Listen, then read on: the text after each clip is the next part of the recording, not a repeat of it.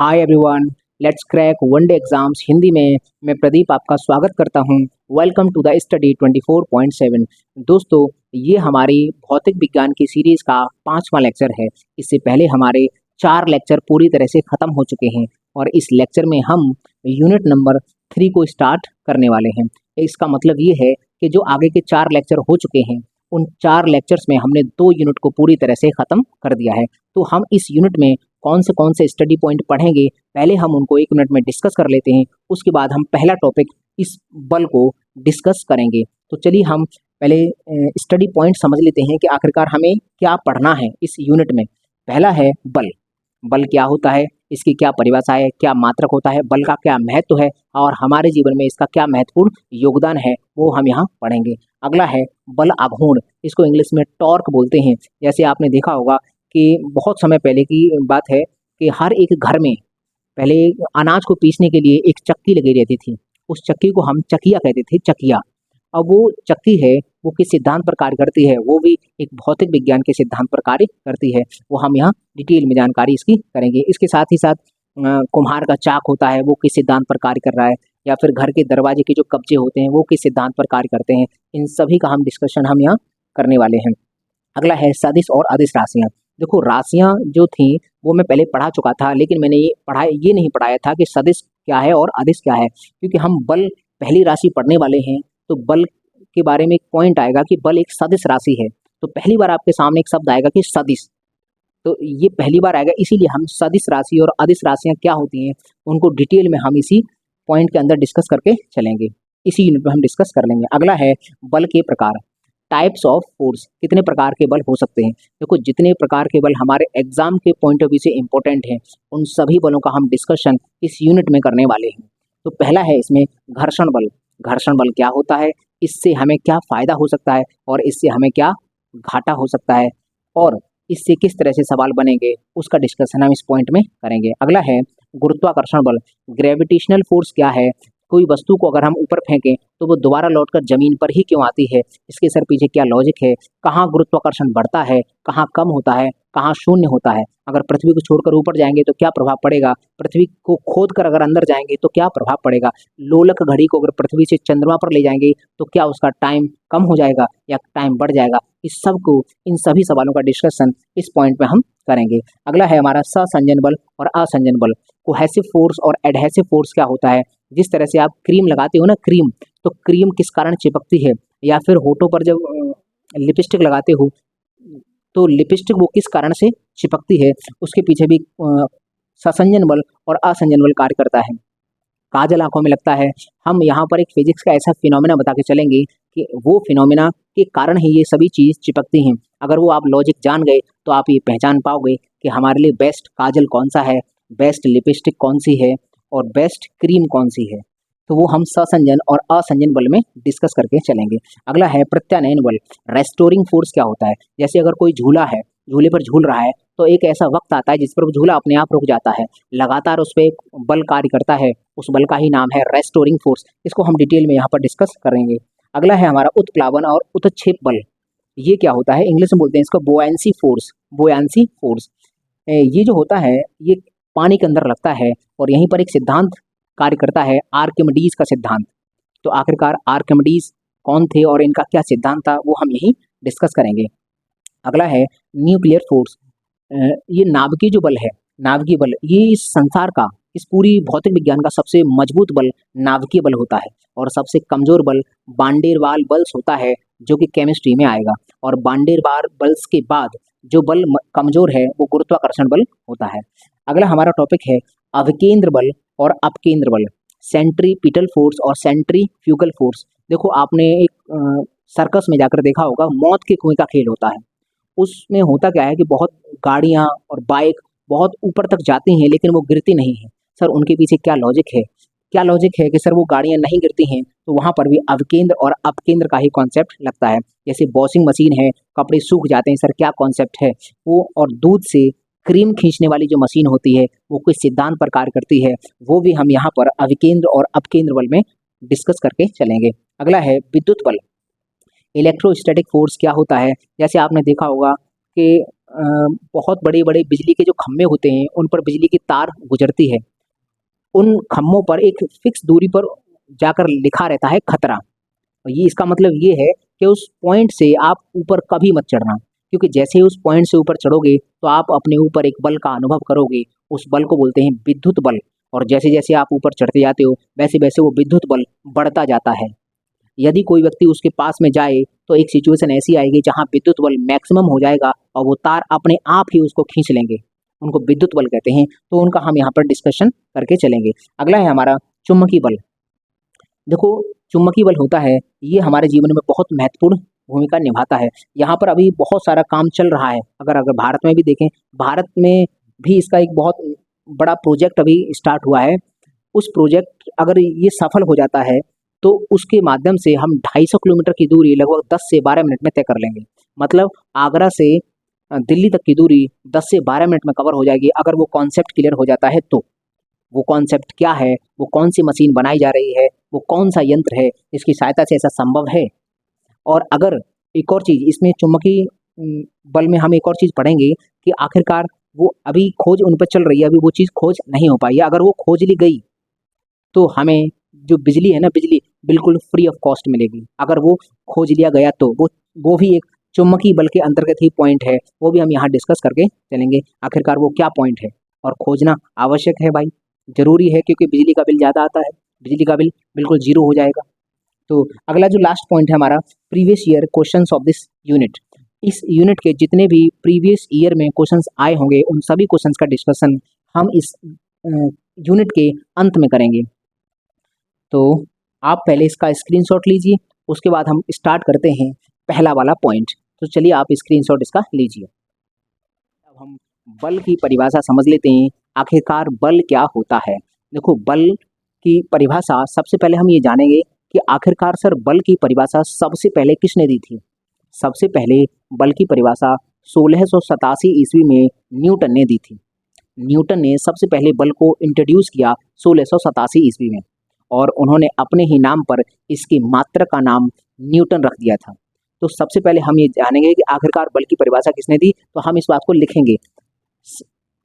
बल बल की परिभाषा बल की परिभाषा सर्वप्रथम दी बल की परिभाषा सर्वप्रथम दी 1687 ईस्वी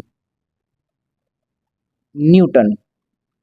1687 ईस्वी न्यूटन, मतलब 1687 ईस्वी में न्यूटन ने बल की परिभाषा दी।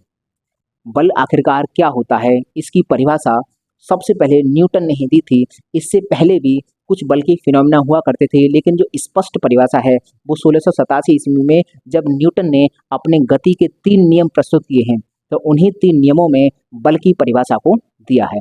तो आखिरकार अब हम बात करते हैं कि सर बल की परिभाषा क्या दी थी उन्होंने। तो बल की परिभाषा क्या होगी, तो बल की क्या परिभाषा हो सकती है, ये आपने अभी सोचा होगा कि आखिरकार क्या हो सकती है। हम बताते हैं बल की क्या परिभाषा होती है। देखो, वह कारक जो अपने अंदर किसी वस्तु की स्थिति या गति में परिवर्तन की क्षमता रखता है। मतलब कि एक ऐसा कारक जो किसी वस्तु की स्थिति और गति में परिवर्तन कर सकता है, मतलब वो करने की क्षमता रखता है, तो वो कारक ही बल कहलाता है। तो चलिए हमारे साथ इस परिभाषा को लिखिए कि वह कारक जो किसी वस्तु की स्थिति तथा गति में परिवर्तन करने की क्षमता रखता है, बल कहलाता है। बल कहलाता है। ये हो गई बल की परिभाषा जो न्यूटन ने सर्वप्रथम प्रस्तुत की थी कि आखिरकार वो कारक जिसके द्वारा हम किसी वस्तु की स्थिति या उसकी गति में परिवर्तन करा सकते हैं, मतलब वो परिवर्तन करने की क्षमता रखता है, तो वो फैक्टर जो होगा, वो जो कारक होगा, वही बल कहलाता है। बल का जो फॉर्मूला है वो भी न्यूटन ने ही दिया था 1687 ईस्वी में। तो फॉर्मूला क्या हो सकता है बल का? बल का फॉर्मूला F बराबर m इंटू ए होता है। F बराबर m इंटू ए। m यहाँ पर उस वस्तु का द्रव्यमान है जिस वस्तु पर बल की गणना करनी है, और यहाँ ए क्या है? उस वस्तु का एक्सीलरेशन, त्वरण है। तो हम यहाँ लिख देते हैं कि m बराबर वस्तु का द्रव्यमान, और यहाँ पर ए बराबर वस्तु का त्वरण है। अभी इस त्वरण को हम थोड़ा सा समझेंगे आखिरकार क्या है। यहाँ से मात्रक निकालने की कोशिश करते हैं। देखो मात्रक क्या है? मात्रक बात करें, m मतलब द्रव्यमान है तो इसका तो kg होगा, किलोग्राम, इनटू एक्सीलरेशन। ये जो एक्सीलरेशन का फॉर्मूला होता है a बराबर v1 अंतर v2 अपॉन t, मतलब वेग परिवर्तन, वेग में कितना चेंज हुआ, वेग परिवर्तन बट्टे समय, ये एक्सीलरेशन का फॉर्मूला होता है। तो इसका मतलब होगा वेग बट्टे समय हो गया, और वेग का फॉर्मूला होता है डिस्प्लेसमेंट अपॉन टाइम। तो इसका जो मात्रक निकल के आएगा वो मीटर प्रति सेकंड स्क्वायर आएगा। तो हम यहाँ लिख देंगे इसका मीटर बट्टे सेकंड स्क्वायर। तो इसका मतलब इसको ये s ऊपर ले जाएंगे तो kg इंटू एम और इंटू एस की पावर माइनस का 2 हो जाएगा। ये बना, ये है किलोग्राम इंटू मीटर बट्टे सेकंड स्क्वायर। ये इसका बल का मात्रक है।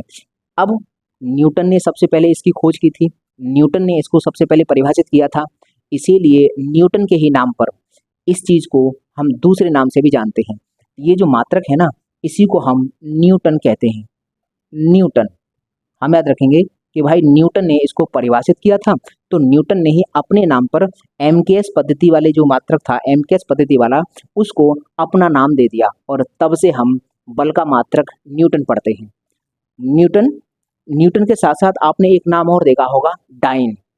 डाइन इसका CGS मात्रक होता है। CGS में ज़रा हम इसको करके देखेंगे। CGS में तो CGS में ये हो जाएगा ग्राम, ये हो जाएगा सेंटीमीटर और सेकंड की घात -2, ये है CGS में। अगर CGS में अगर बात करें सर, CGS में इसका क्या नाम होगा? ये तो 1687 ईस्वी में रखा गया। 1687 ईस्वी में जब बल को परिभाषित किया गया था, तभी इसका नाम न्यूटन रख दिया था। लेकिन इसका जो CGS मात्रक है ये डाइन आएगा यहाँ पर। ये कब रखा गया? तो ये हम बात याद करेंगे, एक संस्था है, संस्था, उसका नाम है BAAS। इस संस्था की फुल फॉर्म है British association for advancement of science. British association for advancement of science, ये संस्था थी। तो इस संस्था ने क्या किया? इस संस्था ने BAAS, इस संस्था ने डाइन नाम दिया।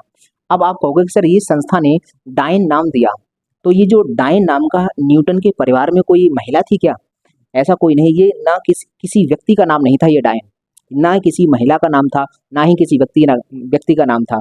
लेकिन फिर ये डाइन आया कहाँ से? तो ये जो संस्था है British association for advancement of science, इस संस्था ने 1873 ईस्वी 1873 में एक नाम लिया, यूनान से एक नाम लिया, यूनान से एक नाम लिया था डायनामिस।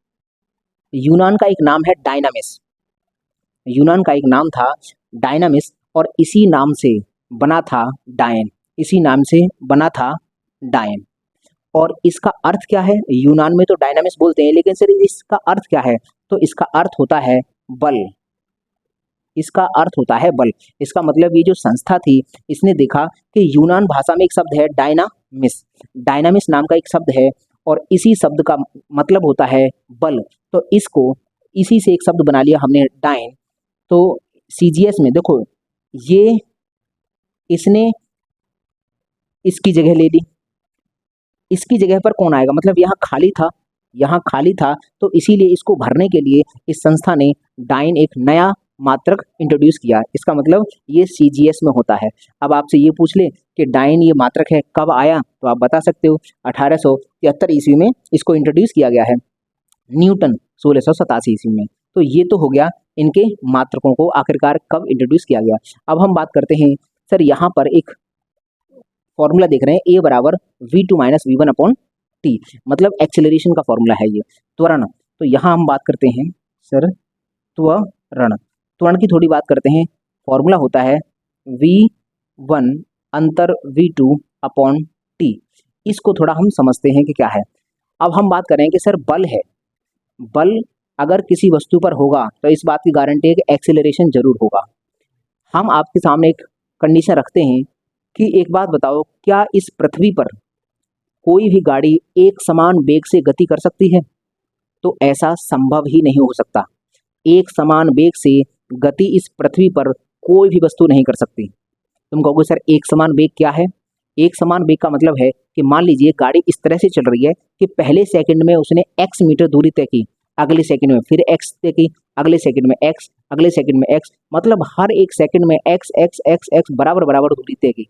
तो हम ये कहेंगे कि एक समान वेग है।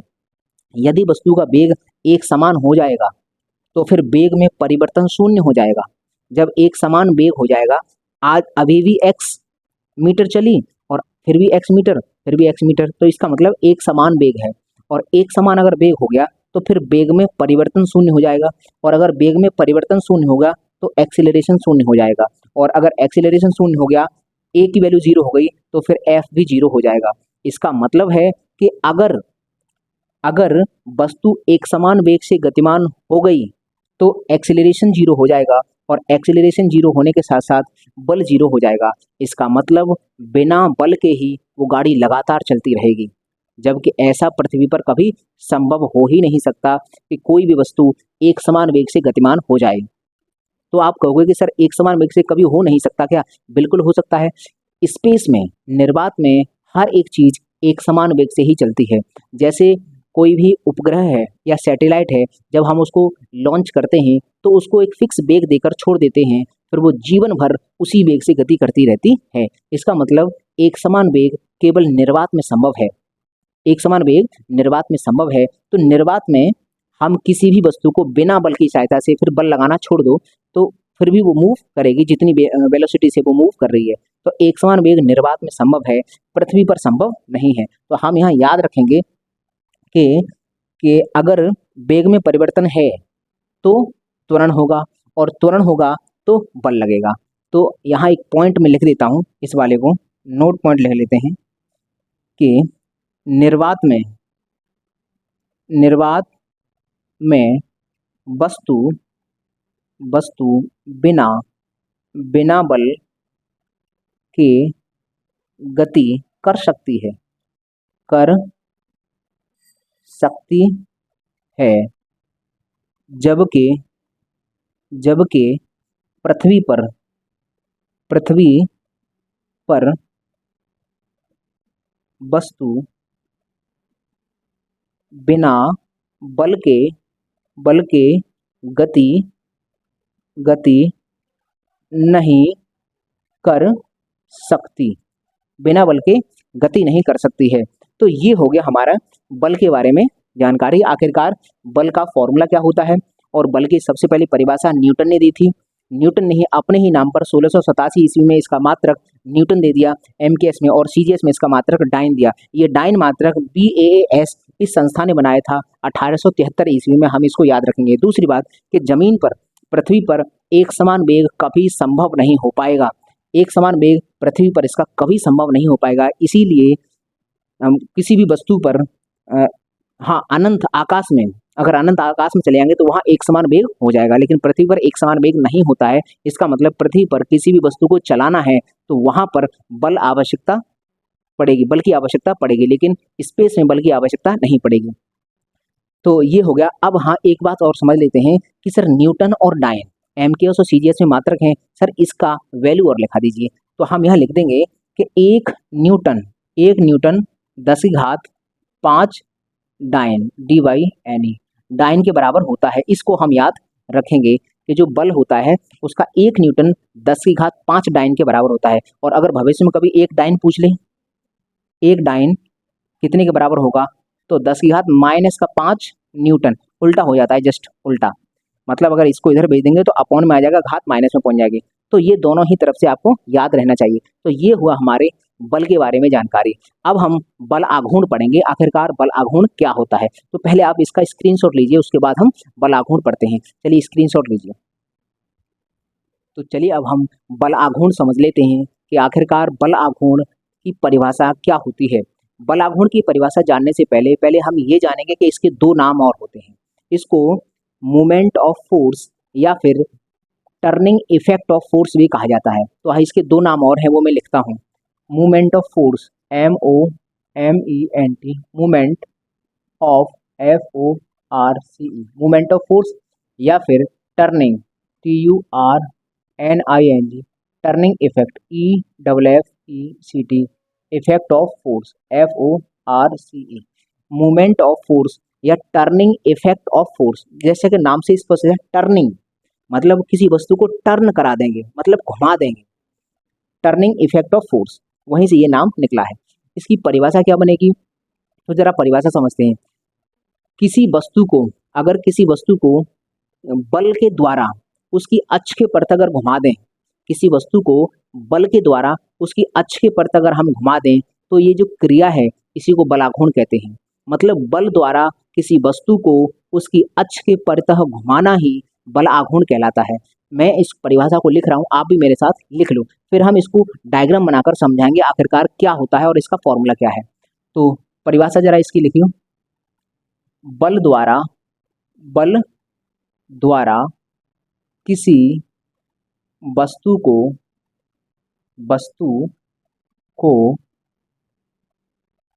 उसकी अक्ष के परितः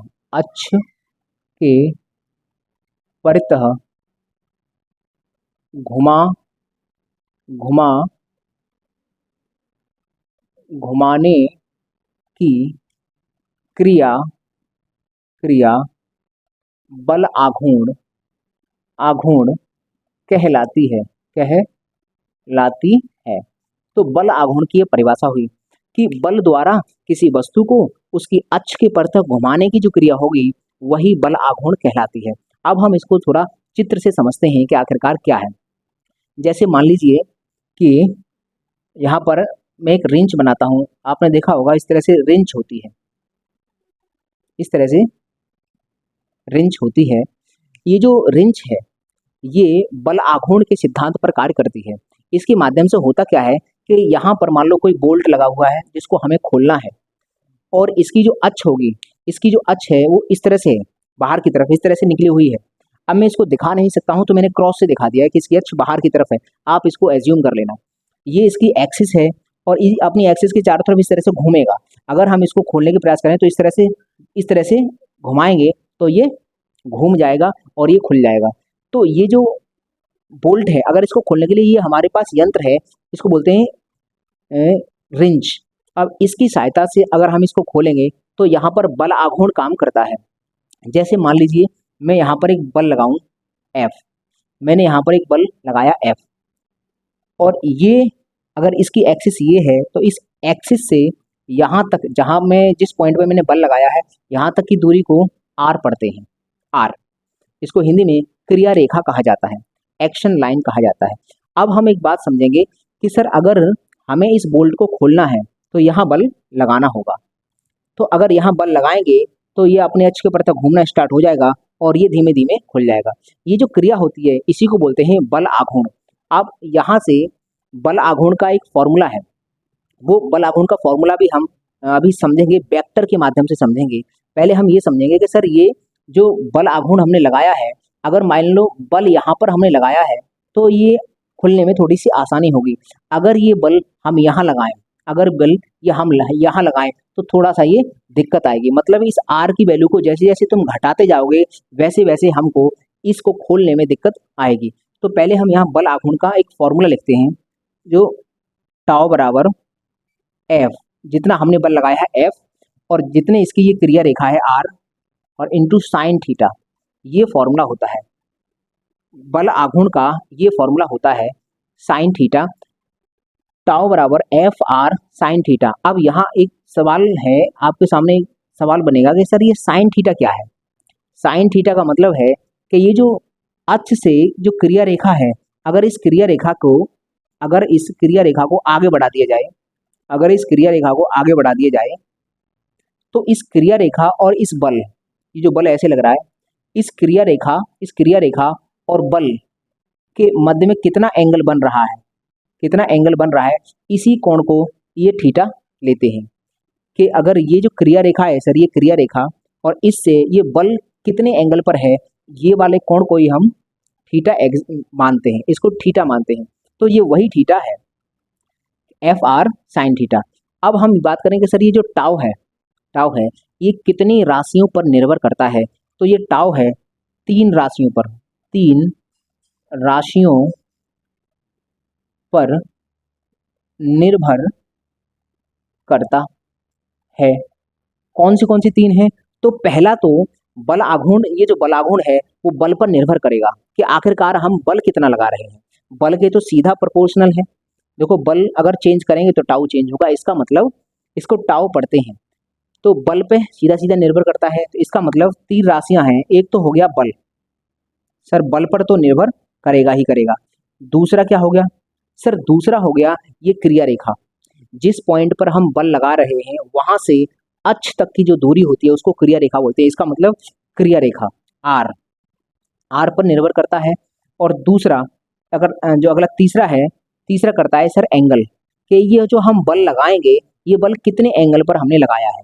तो ये है कोण, आखिरकार हमने कितने कोण पर बल लगाया है।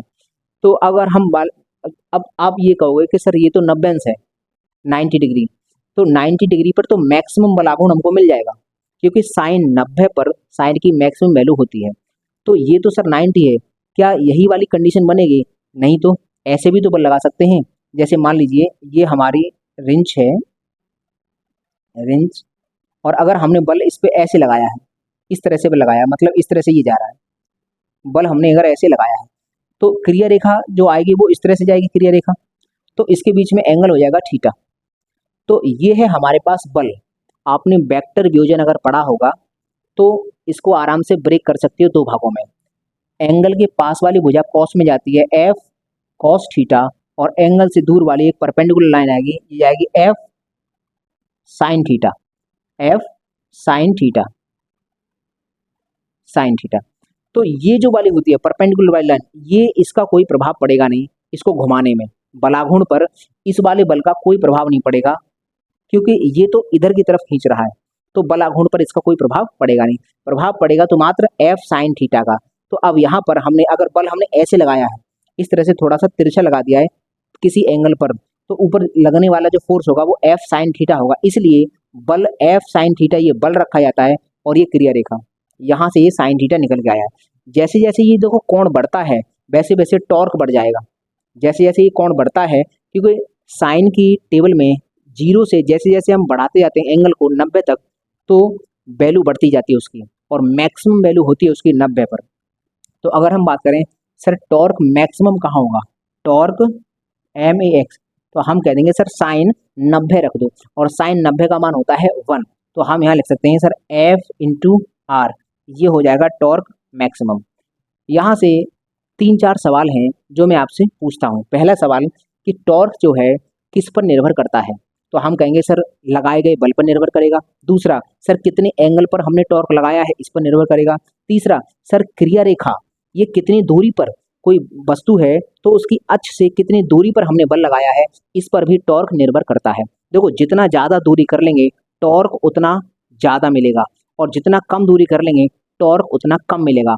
और अगर टॉर्क ज़्यादा है तो हम आसानी से घुमा लेंगे, और टॉर्क कम है तो हमें घुमाने में किसी चीज़ को कठिनाई होगी। जैसे एक एग्जांपल देता हूँ मैं आपको, जैसे नल होता है, नल का ये हैंडल है, मान लो ये नल है, नल का ये हैंडल है, अगर आप बल यहाँ लगाओगे, अगर नल है और नल का यहाँ पर अगर मैं हैंडल पर बल लगा रहा हूँ, तो आप इसको आराम से चला सकते हो। लेकिन अगर यहीं बल, तो अभी यहाँ तक ये आर है, इसकी जो क्रिया रेखा है वो ये है, काफ़ी बड़ी है। लेकिन अगर मैं बल यहाँ लगाना स्टार्ट कर दूँ तो शायद इस नल को चलाने में आपको दिक्कत आएगी। मतलब आर की वैल्यू को घटाया, यहाँ से यहाँ तक की दूरी ये आर थी, लेकिन अब मैंने यहाँ से हटकर मैं यहाँ बल लगाऊंगा, आर कम किया, और यदि जैसे ही मैंने आर कम किया वैसे ही बलाघूर्ण कम हो गया, और बलाघूर्ण कम होने के कारण मुझे इसको चलाने में कठिनाई आएगी। इसका मतलब अगर कोई काम आसानी से करना है तो बल आघूर्ण उस काम को आसानी से करवा देता है। तो बल आघूर्ण 3 चीज़ों पर डिपेंड करता है। पहला बात करेगा कि सर कितना हम बल लगा रहे हैं, इस पर डिपेंड करेगा। दूसरा सर क्रिया रेखा, ये बहुत ज़्यादा इंपॉर्टेंट है, आर पर निर्भर करता है कि डिस्टेंस कितनी दूरी पर हम लगा रहे हैं, और कोण कितने हमने एंगल पर बल लगाया है। इन तीनों बातों पर ये बल आघूर्ण निर्भर करता है। अब हम बात करें सर इसका मात्रक क्या होगा। इसका मात्रक, बल आघूर्ण का अगर मात्रक की बात करें तो मात्रक क्या हो सकता है। बल का मात्रक तो न्यूटन होता है, न्यूटन, और इनटू आर का मात्रक होता है मीटर। तो बल आघूर्ण का मात्रक न्यूटन इंटू मीटर हो गया। ये है हमारा बल आघूर्ण। अब बल आघूर्ण पर डिपेंडेंट कुछ एग्जाम्पल हैं जो बल आघूर्ण के सिद्धांत पर कार्य करते हैं।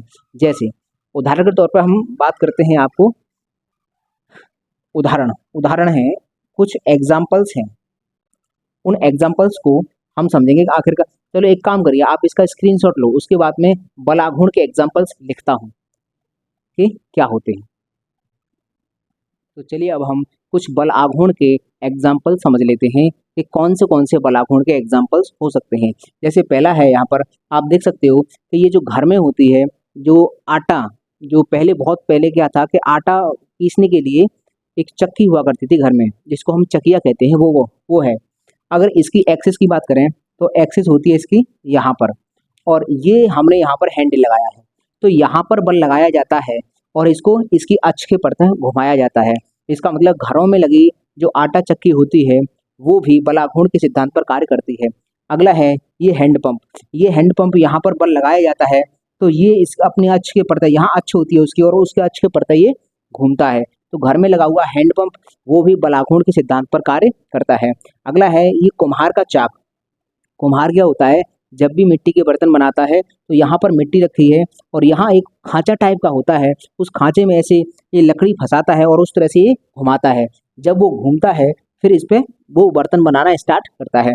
तो ये जो है ये भी घूर्णन, ये बल आघूर्ण के ही सिद्धांत पर कार्य करता है, क्योंकि यहाँ पर वो लकड़ी की सहायता से बल लगाता है और ये घुमा देता है इसकी अक्ष के प्रति।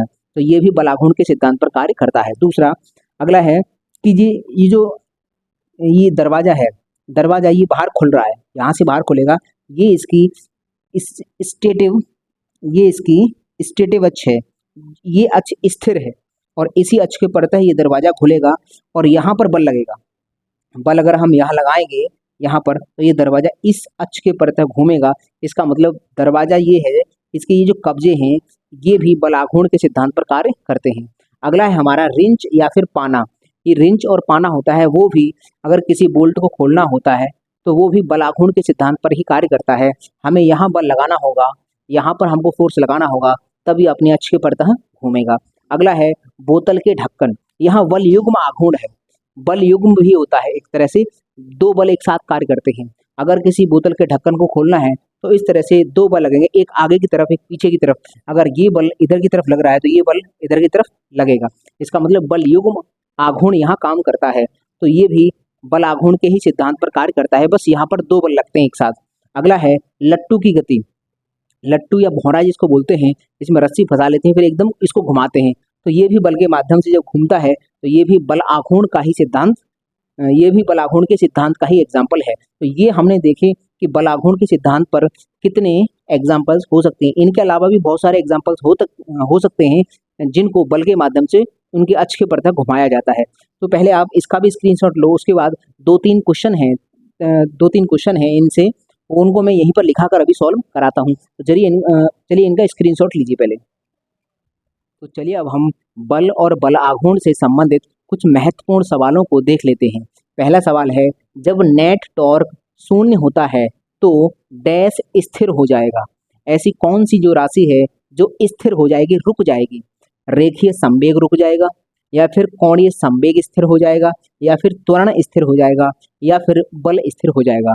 तो जब भी हम टॉर्क शून्य कर देते हैं तो उसकी जो एंगुलर एंगुलर वेग है, एंगुलर वेलोसिटी है, वो रुक जाती है। इसका मतलब इसका जवाब है ऑप्शन नंबर बी। अगला क्वेश्चन है, बल को सर्वप्रथम परिभाषित किया था। सबसे पहले बल को किसने परिभाषित किया?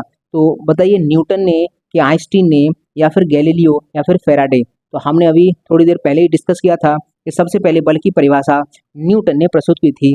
कब की थी?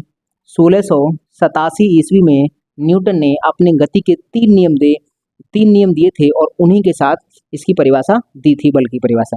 अगला क्वेश्चन है, किस कोण पर बल आघूर्ण अधिकतम होगा? तो मैंने अभी बताया था, बल आघूर्ण अगर मैक्सिमम लाना है तो एंगल 90 अंश का होना चाहिए। तो एंगल 90 अंश, बल आघूर्ण अगर मैक्सिमम लाना है तो हमें एंगल 90 अंश रखना पड़ेगा, क्योंकि बल आघूर्ण का फॉर्मूला क्या होता है? टाउ बराबर F into r sine theta. तो साइन की 90 अंश पर वैल्यू मैक्सिमम होती है, तो इसका मतलब 90 अंश पर मैक्सिमम होगा। अगला क्वेश्चन है, बल आघूर्ण निम्न में से किस पर निर्भर नहीं करता? तो बल आघूर्ण बल पर या क्रिया रेखा पर, कोण पर या कोणीय वेग पर? तो बल आघूर्ण जो है, बल आघूर्ण कोणीय वेग पर निर्भर नहीं करता। तो इसका जवाब है ये। अगला क्वेश्चन है, यदि कोई वस्तु एक समान वेग से गतिमान है तो उस पर बल होगा। अगर एक समान वेग से गतिमान है, तो मैंने बताया था, यदि कोई वस्तु एक समान वेग से गतिमान है तो उसका त्वरण शून्य होगा, और यदि त्वरण शून्य हो गया, इसका मतलब उस पर बल भी शून्य हो जाएगा। इसका मतलब इसका आंसर है सी ऑप्शन। इसका आंसर है सी ऑप्शन। तो ये हैं हमारे बल और बल आघूर्ण से संबंधित कुछ प्रश्न। यहाँ पर इस क्लास को आज यहीं पर ख़त्म करते हैं। इसके बाद जो भी इस यूनिट में टॉपिक हैं वो हम अगली क्लास में डिस्कस करेंगे। तो लगातार अपनी नॉलेज को एनहेंस करने के लिए हमारे साथ जुड़े रहिए, और अगर चैनल को सब्सक्राइब करना चाहो तो वो भी कर लो। अगर आपको अच्छा लगता है तो सब्सक्राइब कर लेना। ठीक है भाई, तो आज इसका भी स्क्रीनशॉट लो, और आज के लिए बस इतना ही।